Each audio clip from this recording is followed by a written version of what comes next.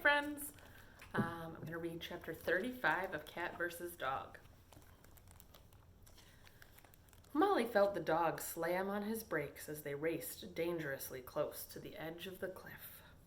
"We're trapped!" she cried out dramatically. "Again!" The ground shook. She could hear the rampaging weasel boar's heavy hooves pounding into the dirt as it chased after them. Molly climbed off the dog's back. "Stay behind me," said Oscar, shielding her body with his.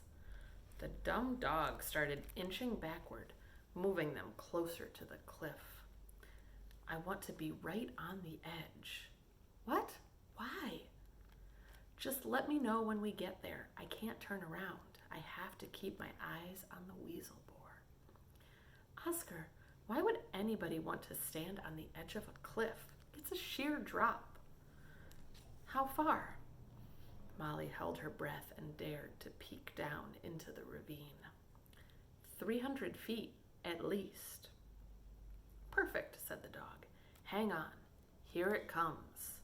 "Are you demented? It's going to knock us off the bluff." "No, it's not."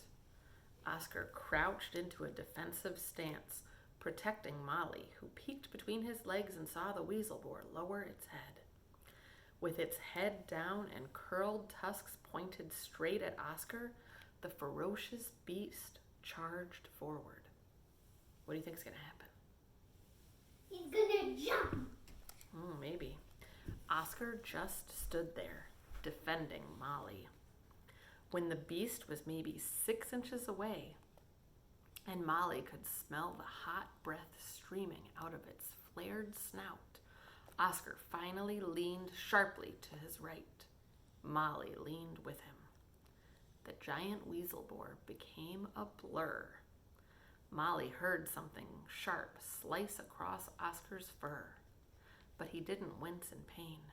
Instead, he wagged his tail, because he was happily watching the weasel boar's momentum carry it over the cliff. And then in the picture, you can see the weasel boar is saying, "No!"